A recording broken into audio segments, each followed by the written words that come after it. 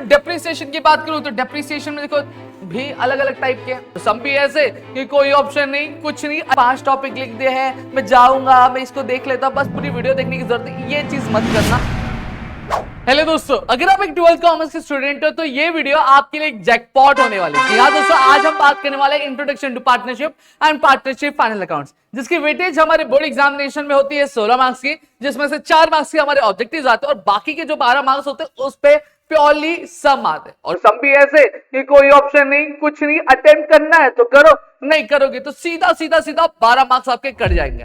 अब ऐसे में हमारे जो दोस्त होते हैं वो फाइनल अकाउंट से बहुत ज्यादा डरते हैं, बहुत ज्यादा घबराते हैं, उनको बेचैनी अलग सी होती है कि अगर फाइनल अकाउंट अगर टैली नहीं हुआ तो गए, 12 मार्क्स तो गए। तो अब कैसे करना है, क्या करना है, कौन सी एडजस्टमेंट है? देखो एक चीज मैं आपको कह दूं कि बार अगर सम टैली नहीं होता तो आपके 12 मार्क्स नहीं जाने वाले। हाँ, आपको पोस्टिंग के भी मार्क्स होते हैं, एडजस्टमेंट के भी मार्क्स होते हैं। ऑलरेडी पोस्टिंग के बारे में मैंने मेरे वीडियो लेक्चर में बताया, नहीं चेकआउट करे तो देख लो भाई, रोज 333 को मेरी वीडियो आती है अकाउंट्स की, जाओ चेकआउट करो, ठीक है, आज भी आई होगी, जाके देख लेना। अब यहां पे अगर मैं बात करूं तो देखो most important question, most important adjustment में बात करने वाला हूं। तो मोस्ट इंपॉर्टेंट एडजस्टमेंट कौन से जो बोर्ड एग्जामिनेशन में बार बार पूछे जाते हैं, इसके बारे में थोड़ा बताओ। सबसे पहली चीज आती है हमारी क्लोजिंग स्टॉक। अब यहाँ पे अब ये देखो, ये वीडियो है, इस वीडियो में सर ने ये 5 टॉपिक लिख दिए हैं, मैं जाऊंगा, मैं इसको देख लेता हूं, बस पूरी वीडियो देखने की जरूरत है, ये चीज मत करना। देखो ये सिर्फ मेरे हेड पॉइंट्स लिखे हुए, जैसे आप ओसी में लिखते हो ना वैसे मैं एक्सप्लेन करने वाला हूं। तो क्या एक्सप्लेन कर रहा हूं, सुनो। देखो जहां तक मैंने अकाउंट्स में देखा हुआ है, फाइनल अकाउंट्स की जब मैं बात करूं तो क्लोजिंग स्टॉक के हमेशा 3 तरह के क्वेश्चन बनते हैं। ये 3 तरह के क्वेश्चन क्या पूछे जाते हैं क्लोजिंग स्टॉक में। सबसे पहला क्वेश्चन होता है जहां पे क्लोजिंग स्टॉक की वैल्यू डायरेक्टली दी रहती है, आपको बस देख के उठा के वहां पे लिखनी होती है। दूसरा क्या होता है, दूसरा में एक मार्केट प्राइस दी रहती है और एक कॉस्ट प्राइस दी रहती है, मतलब आपकी बुक वैल्यू दी रहती है। यहाँ पे 2 वैल्यू दी रहती है, तो आपको ये डिसाइड करना रहता है कि मार्केट वैल्यू लिखिए या कॉस्ट वैल्यू। तो जो भी प्राइस सबसे कम होगी वही लिखनी होती है। अगर कॉस्ट वैल्यू, बुक वैल्यू अगर कम है तो बुक वैल्यू लिखेंगे, अगर मार्केट वैल्यू कम है तो मार्केट वैल्यू लिखी जाती है। तो ये दूसरे टाइप का क्वेश्चन बनता है। और तीसरे टाइप का क्वेश्चन कौन सा होता है, अंडर वैल्यू का या फिर ओवर वैल्यू वाला क्वेश्चन बनता है, जहां पे आपको कुछ परसेंट दे दिया जाएगा और अमाउंट दे दिया जाएगा और बोला जाएगा ये इतने 15% अंडर वैल्यू है या फिर ओवर वैल्यू, ये आपको कैलकुलेट करनी होती है, समझा। तो ये पहले टाइप, ये इस तरह के क्लोजिंग स्टॉक के क्वेश्चन हमारे एडजस्टमेंट में देखने मिलते हैं हमारे बोर्ड एग्जामिनेशन। फिर डेप्रिसिएशन की बात करूं तो डेप्रिसिएशन में देखो भी अलग अलग टाइप के हैं। देखो डेप्रिसिएशन में मैंने अब तक 2 टाइप के क्वेश्चंस देखे हुए। पहला क्वेश्चन कौन सा बनता है कि जहां पे आपको पर्टिकुलरली एक परसेंट बोल दिया जाता है कि इतना परसेंट रिड्यूस हुआ है। दूसरा क्या, जैसे फॉर एग्जांपल क्वेश्चन में बिल्डिंग को जो दिया रहेगा, बिल्डिंग आपका 1 लाख का दिया रहेगा, कितना, 1 लाख का दिया रहेगा, और आपको बोला जाएगा कि जो क्लोजिंग वैल्यू है, मतलब बिल्डिंग जो है 31 मार्च 2019 फॉर एग्जांपल, बिल्डिंग की जो वैल्यू होगी वो कितनी हो गई, 90,000 हो गई। मतलब साल की शुरुआत में कितनी थी, 1 लाख थी, लेकिन साल के आखिर में कितनी हो गई, 90,000 हो गई। तो मतलब कितना वैल्यू कम हुआ, 10,000 वैल्यू, तो 10,000 का डिप्रिसिएशन।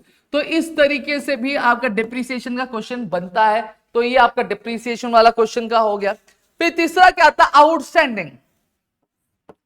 क्या बोला जाता है, आउटस्टैंडिंग या फिर प्रीपेड। आउटस्टैंडिंग और प्रीपेड दोनों की बात करूंगा यहाँ पे। आउटस्टैंडिंग इनकम या फिर एक्सपेंस, ठीक है, जहां पे होता है कि कुछ इनकम हमें मिलने वाला है या फिर कुछ एक्सपेंस हमें पे करने बाकी है। तो अब आउटस्टैंडिंग एक्सपेंस तो आपको सीधा सीधा मालूम है कि अगर जैसे रेंट आउटस्टैंडिंग, तो रेंट में जाके ऐड कर दो कि दूसरा कहां जाएगा, लायबिलिटीज में जाएगा। कई बार कैसा होता है कि जो आपका जो इनकम होता है वो जैसे इंटरेस्ट ऑन इन्वेस्टमेंट, आपको एक क्वेश्चन दिया है जिसमें इंटरेस्ट ऑन इन्वेस्टमेंट आपको कितना दिया है, 4,000 दिया है, ठीक है। और वही एसेट में 10% इन्वेस्टमेंट, इसका मतलब ये हिडन एडजस्टमेंट होता है, ठीक है। और अमाउंट कितना दिया, फॉर एग्जांपल अगर मैं बात करूं 50,000 दिया है, ठीक है। पूरे साल में आप कैलकुलेट करते हो इन्वेस्टमेंट 5,000 का 10% कितना होता है, 5,000 होता है। तो एक तरह का इस तरह का बनता है प्रीपेड वाला, ठीक है। आउटस्टैंडिंग वाला इनकम जो मिलना बाकी है, कि मिलना कितना चाहिए था, मिलना चाहिए था 5,000, मिलना कितना है 4,000, तो अभी भी 1,000 और मिलना बाकी है हमें, तो ये हमारा आउटस्टैंडिंग। तो ये एक तरह का आउटस्टैंडिंग का क्वेश्चन इनकम का इस तरीके से बनता है। दूसरा आपने प्रीपेड का देखा होगा, प्रीपेड में आपने देखा होगा एडवर्टाइजमेंट दिया, जैसे फॉर एग्जांपल एडवर्टाइजमेंट, अभी ये आज ही मैंने का वीडियो बनाया, एडवर्टाइजमेंट दिया आपको, एडवर्टाइजमेंट दिया है कितना, 4,800, और बोला क्या गया है, बोला ये गया कि ये कितने ईयर के लिए पे किया, 3 इयर्स के लिए पे किया, विद द इफेक्ट फ्रॉम 1 अक्टूबर 2018 में क्या पे किया गया, समझ में आ गया। विद इफेक्ट फ्रॉम 1 अक्टूबर 2018 को ये स्टार्ट हुआ है। अब हमें ये कैलकुलेट करने के लिए बोल दिया जाएगा। अब जैसे मैं इसको कैलकुलेट करता हूं तो कैलकुलेट आएगा, कुछ आएगा आपका 800 रुपए, मतलब 6 महीने का जो अमाउंट था वो 800 रुपए का। 4000 हमने क्या किया, प्रीपेड, तो हम लोग 4000 यहां से माइनस करते हैं। तो ये सारी चीजें, तो इस तरह के प्रीपेड के क्या क्वेश्चन पूछे जाते हैं आपको। फिर उसके बाद आता है आरडीडी और बैड डेट्स। ये तो सीधा सीधा हमें बोला जाता है।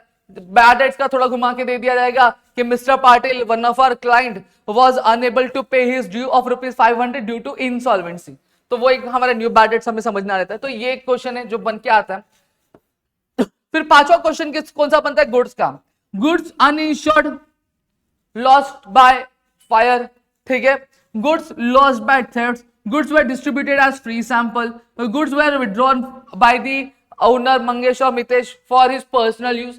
तो इस तरह के क्वेश्चंस हमें गुड्स के बन के आते हैं। इसके अलावा भी हमें कुछ क्वेश्चंस बन के आते हैं, जैसे अगर मैं बात करूं गिव इंटरेस्ट ऑन कैपिटल वाला question, give interest on drawing वाला क्वेश्चन।